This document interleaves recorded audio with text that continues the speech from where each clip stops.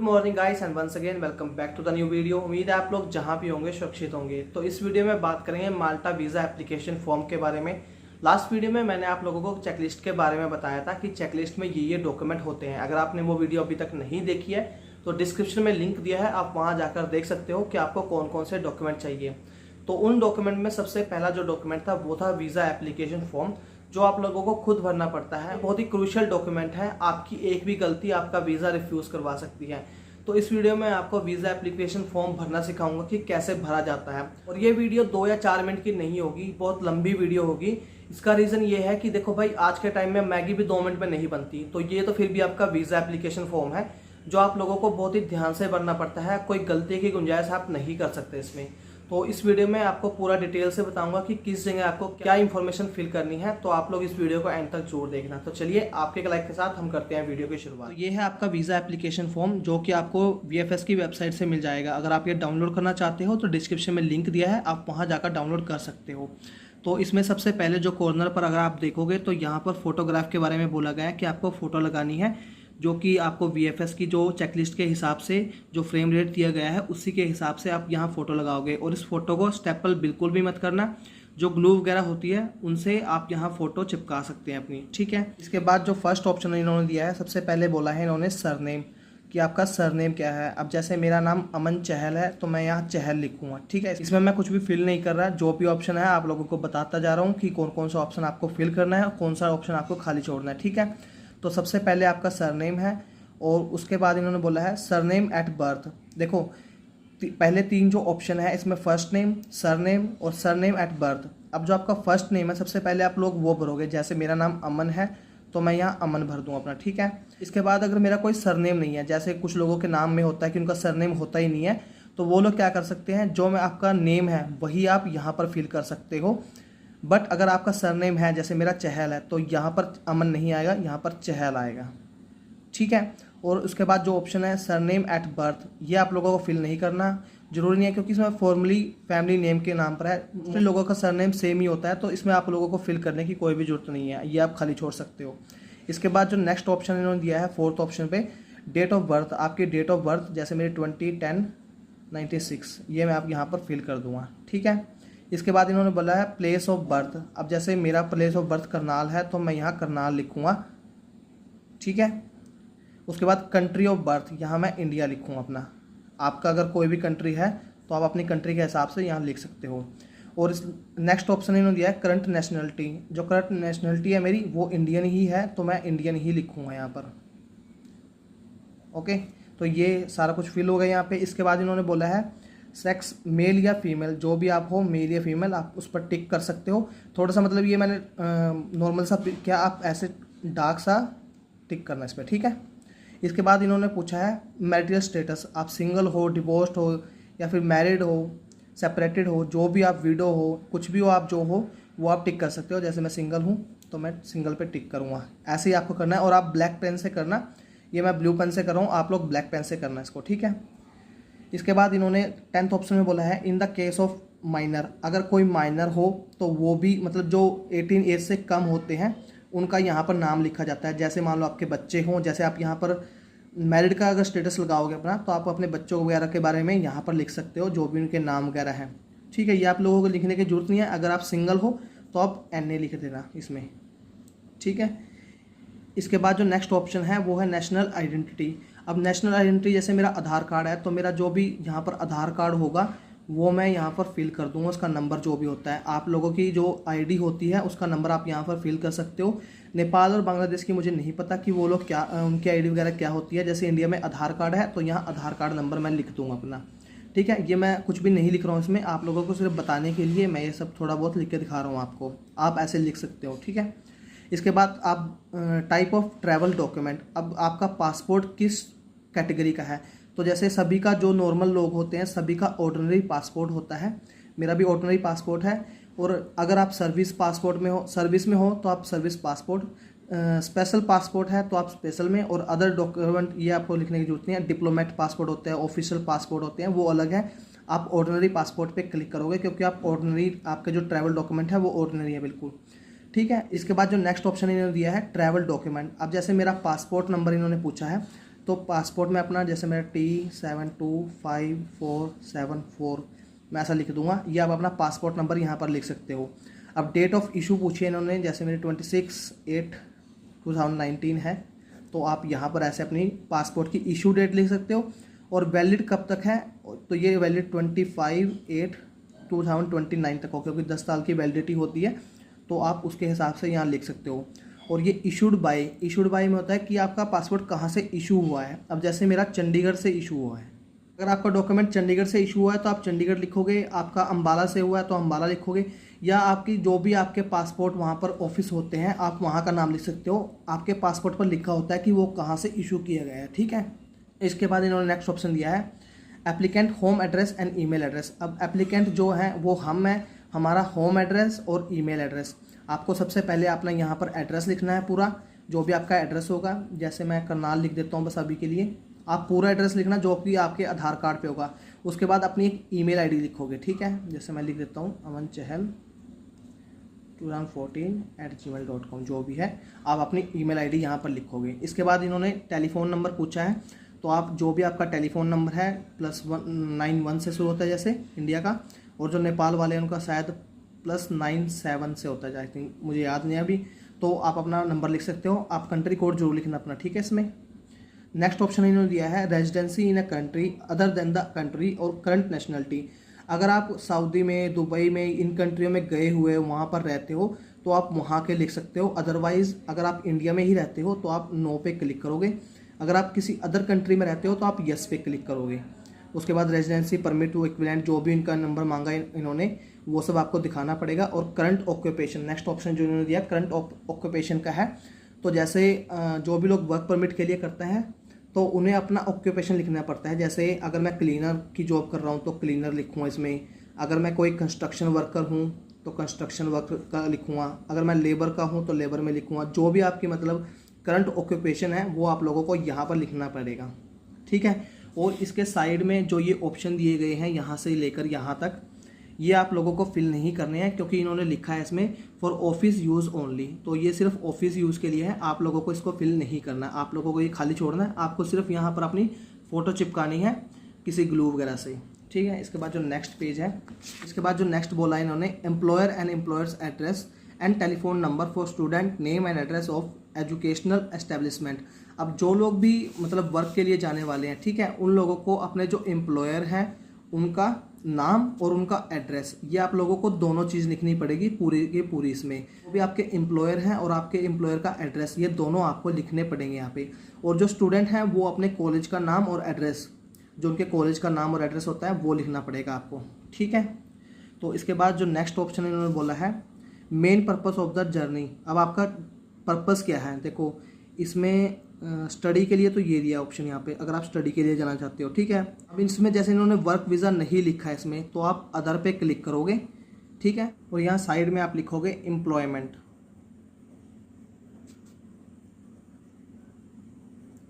ठीक है। जो लोग वर्क वीज़ा के लिए जाने वाले हैं, जो स्टडी वीज़ा के लिए जाने वाले हैं वो स्टडी पे क्लिक करोगे। बाकी अगर आपके पास और कोई ऑप्शन है, आप किसी और ऑप्शन पर जाना चाहते हो तो आप वहाँ पर टिक कर सकते हो, ठीक है। अब इन्होंने बोला आगे मेंबर स्टेट्स ऑफ डेस्टिनेशन। अब जो आपकी डेस्टिनेशन है वो कौन सी है, तो हमारी डेस्टिनेशन माल्टा है। बाकी अगर कोई और कंट्री जाना चाहते हैं, जैसे कोई स्पेन वगैरह जाना चाहते हैं, तो वो स्पेन वगैरह लिख सकते हैं। जो भी आपकी कंट्री है डेस्टिनेशन वो आप लिख सकते हो यहाँ पे। इसके बाद इन्होंने बोला है member state of first entry. अब फर्स्ट एंट्री तो मान ली हमारे माल्टा में ही होगी ना, तो माल्टा ही यहाँ पर हम लिखेंगे, ठीक है। जो नेक्स्ट ऑप्शन इन्होंने बोला है number of the entries required. अब आपको एंट्रीज कितनी चाहिए। अब जो मेनली बिजनेस पासपोर्ट पे होते हैं वो मेनली मल्टीपल एंट्री के लिए बोलते हैं, बट हम सिंगल एंट्री के लिए ही जाएंगे, क्योंकि हमें एक ही बार जाना है और वहीं पर एक साल हम अपना टाइम स्पेंड करेंगे, ठीक है। नेक्स्ट ऑप्शन इन्होंने दिया है duration of the intended stay और ट्रांजिट। अब जो आपका इंटेंडेड स्टे होगी, मतलब आपका जो वर्क परमिट है वो 1 साल तक वैलिड होता है, तो आप यहाँ पर 1 ईयर लिखोगे। या आप बड़े अक्षरों में लिखना, ठीक है, उनको अच्छे से क्लियर से दिखना चाहिए, तो आप बड़े अक्षरों में ही लिखना ताकि उन लोगों को अच्छे से समझ आ सके, ठीक है। ओके, नेक्स्ट क्वेश्चन इन्होंने पूछा है Schengen visa issued during the past 3 year. अगर आपके पास लास्ट 3 ईयर्स में कोई भी शेंगन वीज़ा था तो आप लोगों को यस पे क्लिक करना है, और उसको जो वैलिडिटी है उसकी कहाँ से कहाँ तक की थी तो वो भी आप लोगों को लिखना है। अगर आपके पास कोई शेंगेन वीज़ा नहीं था, आप फ्रेशर हो, तो आप नो पे क्लिक करोगे, ठीक है। इसके बाद नेक्स्ट जो क्वेश्चन इन्होंने पूछा है, fingerprint collection previously for the purpose of the applying for a Schengen visa. अब अगर आपकी फिंगरप्रिंट हुई है पहले, अब जैसे मोस्टली लोगों की रिफ्यूज़ल आती है, या फिर जैसे मेरे केस में हुआ था, मेरी फ़ाइल जब विड्रॉ हुई थी उसमें ना रिफ्यूज़ल थी ना ही वीज़ा था, तो मेरी बायोमेट्रिक वहाँ पर हुई थी, तो मैं इसमें यस फिल करूँगा। अगर आपकी कभी भी बायोमेट्रिक नहीं हुई है BFS में, तो आप नो पे क्लिक करोगे, ठीक है। इसके बाद जो नेक्स्ट इन्होंने पूछा है, entry permit for the final country of destination where applicable. ये आप लोगों को भरने की जरूरत नहीं है, क्योंकि फाइनल कंट्री ऑफ डेस्टिनेशन अभी आपको पता ही नहीं है ना उसमें कब क्या जाना है आप लोगों को, ठीक है। तो ये आप छोड़ देना, इसमें आप कुछ मत फिल करना। इसके बाद जो नेक्स्ट उन्होंने बोला है, intended day of arrival in the Schengen area. अब इंटेंडेड डे क्या कैसे पता करोगे आप? अब मान लो आज है 1 जून और आप लोगों को इंटेंडेड डे डाली है, तो वो आप 28 डेज़ के बाद की डालोगे। तो मतलब मैं 28 को यहाँ से ट्रैवल करूँगा, ठीक है। वैसे 40 डेज़ 45 डेज़ नॉर्मली आज के टाइम में लग रहे हैं वीज़ा आने में, तो आप 40 या 45 डेज़ के आसपास आप फिल कर सकते हो, वो आपकी मर्जी है। बट एटलीस्ट 28 डेज़ तो आप लोगों को करने पड़ेंगे, क्योंकि ये उनकी जो VFS की वेबसाइट होती है वहाँ पर ये ऑफिशियली अपडेट है कि आप 28 दिन का प्रोसेस अब ऑफिशियली है, तो आप यहाँ पर एटलीस्ट 40 डेज़ लगा कर चलो, ठीक है। तो ये मत फिल करना, सॉरी इसमें मैंने गलत फिल कर दिया है। तो इसमें इंटेंडेड डे क्या होगी? मान लो मेरी VFS की सबमिशन हुई है 1 जून को, तो मैं 10 जुलाई को यहाँ से ट्रैवल करूँगा। और जो आपके इंश्योरेंस होते हैं और जो आपकी आइटनरी होती है वो भी इसी डेट की बनेगी, वो आपकी अलग मत करना, इसी डेट को आप फिल करना, ठीक है। अब ये 2022 में मैं जाऊँगा और 1 ईयर का मेरा वीज़ा होता है, तो सॉरी 9 तारीख को लिखना है यहाँ पर, 9 जुलाई 2023 को मैं वापस आ जाऊँगा, ठीक है। 10 मत करना, एक दिन पीछे, मतलब 9 तारीख को मैं वापस आ जाऊँगा। ये आप लोगों को फिल करना है इसमें। इसके बाद नेक्स्ट ऑप्शन है, surname and the first name of the inviting person in the member state if not applicable, name of the hotel और temporary accommodation in the member states. Okay, तो इन्होंने नेक्स्ट ऑप्शन क्या दिया है हमें कि आपका जो आपको मतलब इनवाइट कर रहे हैं वहाँ पे, जो आपको अकोमोडेशन दे रहे हैं, उनका सरनेम और फर्स्ट नेम आप लोगों को यहाँ पर लिखना है। अब मान लो कोई भी पर्सन है जो आप लोगों को अकोमोडेशन दे रहा है वहाँ पे, वहाँ के ओनर का जो भी नाम होगा वो आप लोगों को यहाँ फिल करना पड़ेगा। सिर्फ आपको नाम फिल करना है, यहाँ पर वो कुछ भी नहीं फिल नहीं करना, ठीक है। इसके बाद नेक्स्ट पेज पर देखते हैं क्या है। इसके बाद नेक्स्ट पेज पर इन्होंने बोला है, address and email address of inviting person, hotel temporary accommodation. अब इसमें क्या बोला है इन्होंने, जो भी पर्सन आपको अकोमोडेशन दे रहा है, मतलब जिसका भी अकोमोडेशन आपके पास है उसकी ID भी आपके पास होगी, तो उसका एड्रेस, ईमेल एड्रेस और तो कुछ नहीं है ना, ठीक है।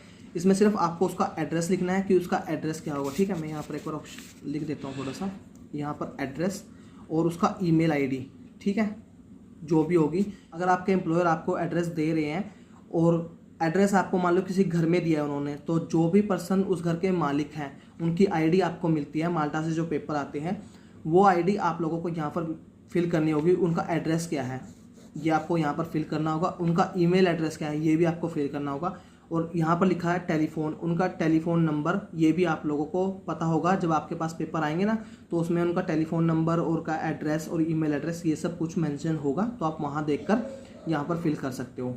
इसके बाद नेक्स्ट ऑप्शन में इन्होंने दिया है, name and address of the inviting company organisation. अब जो भी कंपनी आपको वहाँ पर इनवाइट कर रही है, जिस कंपनी के पेपर आपको मिले हैं, उस कंपनी का नाम और एड्रेस, यहाँ पर नाम और यहाँ पर आपको एड्रेस, ये पूरा आपको लिखना है। साथ में यहाँ पर उनका फ़ोन नंबर जो भी होगा वो भी आप लोगों को यहाँ पर लिखना पड़ेगा, ठीक है। इसके बाद नेक्स्ट इन्होंने बोला है, surname, first name, address, telephone, telefax and email address of contact person in the company organisation. अब जो भी आपके एम्प्लॉयर हैं, जो भी आप लोगों को वर्क परमिट दे रहे हैं, ठीक है, उनका सरनेम, मतलब फर्स्ट नेम पहले, तो फिर सरनेम, उसके बाद टेलीफोन नंबर, उसके बाद उनका एड्रेस, उसके बाद उनका ईमेल एड्रेस, ये सब कुछ इसमें आपको फिल करना होगा। जो आपका आई थिंक कितना नंबर है, ये नंबर नहीं लिखा हुआ, 32 नंबर है आई थिंक ये, इसमें आपको फिल करना होगा। जो भी आपके कंपनी के एम्प्लॉयर हैं, जो आपको सारे वर्क परमिट का पेपर जो भी है वो आपको प्रोवाइड करा रहे हैं, उनका यहाँ पर सब कुछ नाम, टेलीफोन नंबर, ईमेल एड्रेस, सब कुछ आपको यहाँ पर लिखना पड़ेगा, ठीक है। इसके बाद जो नेक्स्ट इन्होंने बोला है, cost of travelling and living duration the applicant stay in the covered. देखो, जो भी पर्सन यहाँ से माल्टा से ट्रैवल करेगा, ठीक है, वो अपने जो पैसे हैं वो कैसे लेके जाएगा। अब मेनली तो हम कैश में लेके जाते हैं ना, तो कैश के ऑप्शन पे क्लिक करेंगे। अगर आपके पास क्रेडिट कार्ड है तो आप क्रेडिट कार्ड पे क्लिक करोगे। ठीक है। अगर आपके पास कोई और हो, और तो कोई आई थिंक मुझे लगता भी नहीं इसमें कोई और ऑप्शन आपके पास होगा, तो मेनली यही होते हैं दो, क्रेडिट कार्ड और कैश। इनके बेस पर हम लेके जाएंगे और by the applicator her self या हिमसेल्फ, दोनों में से मतलब कोई भी लड़का या लड़की हो वो खुद से लेके जाएंगे, या तो कैश लेके जाएंगे या क्रेडिट कार्ड लेके जाएंगे। अगर आपके पास क्रेडिट कार्ड नहीं है तो आप इस ऑप्शन को फिल मत करना, सिर्फ कैश पे फिल करना। अगर आपके पास क्रेडिट कार्ड भी है तो आप यहाँ पर फिल कर देना, ठीक है। ये अलग सेक्शन है, ये आप लोगों को लिखने की जरूरत नहीं है, ठीक है। बाकी इस ऑप्शन पे आप क्लिक कर सकते हो अगर आप चाहते हो तो। All expense covered during the stay, ये आप कर सकते, मेनली ये स्टूडेंट वीज़ा के लिए होता है। वैसे आप लोग इसको फिल मत करना, जो वर्क वीज़ा के लिए कर रहे हो आप इसको छोड़ देना, आप सिर्फ ये दो पर करना, कैश और क्रेडिट कार्ड, ठीक है। ये आप लोगों को लिख देना, बाकी आपको लिखने की जरूरत नहीं है इसमें कुछ भी। नेक्स्ट ऑप्शन इन्होंने बोला है personal data of the family member who is an EU, EA और CH सिटीजन। अगर आप में से कोई भी आपके फैमिली मेम्बर हैं वो अगर सिटीजन है किसी भी EU मेंबर में, तो आप उनकी यहाँ पर डिटेल फिल कर सकते हो। बाकी अगर आपका कोई मेंबर नहीं है वहाँ पे तो आप NA लिख देना डायरेक्ट, कोई दिक्कत वाली बात नहीं है। ये भी आपको NA ही लिखना है, कोई चक्कर वाली बात नहीं है इसमें, ठीक है। बस ये हो गया यहाँ पे, आपको वैसे छोड़ देना खाली, कोई दिक्कत नहीं है। NA निकला हो तो NA लिख देना, ठीक है। इसके बाद family relationship with the EU, ये देखो वही है सारा कुछ, ये 34 सेक्शन के ही हैं, 35 भी और 36 भी, ये सब एक ही सेक्शन के, तो ये आप लोग खाली छोड़ दो, इनमें कोई आपको कुछ भी करने की जरूरत नहीं है, ठीक है। ये लास्ट में इन्होंने माइनर के सिग्नेचर मांगे हैं, अगर कोई 18 साल से कम होता है तो उनके सिग्नेचर यहाँ पर मांगे हैं, ठीक है। इसके बाद नेक्स्ट पेज है जो, अब ये सारा कुछ मतलब इन्होंने कुछ अलग ही अपने ही लगा रखे हैं, ये आप लोगों को पढ़ लेना एक बार अगर आप चाहते हो पढ़ना, बाकी जरूरत तो है नहीं आपको। नीचे दो ऑप्शन दिए हैं, place and date and signature for minor signature, ये जो भी है तो ठीक है। इसमें बोला है कि प्लेस एंड डेट। अब प्लेस आप अगर मान लो आप दिल्ली में सबमिशन करा रहे हो या फिर कोलकाता में सबमिशन करा रहे हो या फिर चेन्नई में सबमिशन करा रहे हो, तो आप वहाँ का प्लेस लिखोगे। जैसे मैं दिल्ली में कराऊँगा तो बड़ा लिखने वाला हूँ मैं, ठीक है, सॉरी, ठीक है, दिल्ली। और जो भी डेट होगी उस दिन, जैसे आज कुछ भी डेट लगा लो आप, 5/2022, ओके, बस ये लिख देना आप यहाँ पर, ठीक है। जिस दिन भी आप सबमिशन कराने जाओगे वहाँ पर ये आप डेट और प्लेस ये लिखना। उसके बाद सिग्नेचर आपने यहाँ पर करना, और सिग्नेचर भाई जो पासपोर्ट में है ना सिर्फ वही सिग्नेचर करना। पासपोर्ट में जो भी आपके सिग्नेचर हैं वो यहाँ मैच होने चाहिए, ये अलग नहीं होना चाहिए। बहुत बार मैंने वीडियो में बोला है कि आपकी एक सिग्नेचर की गलती भी आपको वीज़ा रिफ्यूज़ करा सकती है, तो पासपोर्ट में जो आपके सिग्नेचर होते हैं वो सेम सिग्नेचर यहाँ पर होंगे, ठीक है। तो ये सारा वीज़ा एप्लीकेशन फॉर्म था आपका, इसमें कोई बड़ी बात नहीं थी, आप आसानी से अगर चाहते हो तो आप फिल कर सकते हो खुद से। कुछ ज़्यादा ऑप्शन भी नहीं दिए हैं कि ज़्यादा ऑप्शन इन्होंने बोला है, आप अपने हिसाब से जो भी आपकी प्रोफाइल है उसके हिसाब से आप लिख सकते हो, कोई दिक्कत वाली बात नहीं है इसमें, बहुत ही आसान है। बाकी ये वीज़ा एप्लीकेशन फॉर्म है जो आप लोगों को वेबसाइट से मिल जाएगा, डाउनलोड आप कर सकते हो। डिस्क्रिप्शन में मैंने लिंक दे रखा है, वहाँ से भी आप डाउनलोड कर सकते हो, ठीक है। और इसका प्रिंट होता है वो आप लोगों को निकालना होगा, प्रिंट निकाल के ये VFS में आपका सबमिट होता है। और डिटेल जो मैंने आपको बताई है बिल्कुल एग्जैक्ट ऐसे ही डिटेल डालना, कोई अपनी तरफ से डिटेल मत डालना, ठीक है, क्योंकि ये बिल्कुल सही है, करेक्ट है बिल्कुल। अब जो मैंने आप लोगों को बताया है इसमें कोई भी आगे पीछे गलतियां नहीं आपको मिलेंगी, ओके। तो ये सारा था आज वीज़ा एप्लीकेशन फॉर्म के लिए। होप सो आप लोगों को वीडियो थोड़ी बहुत इंफॉर्मेटिव लगी होगी। अगर आपको वीडियो पसंद आई हो तो वीडियो को एक बार लाइक जरूर कर देना, क्योंकि भाई बहुत मेहनत लगती है वीडियो बनाने के लिए आप लोगों के लिए। तो मिलते हैं नेक्स्ट वीडियो में, तब तक के लिए जय हिंद, जय भारत।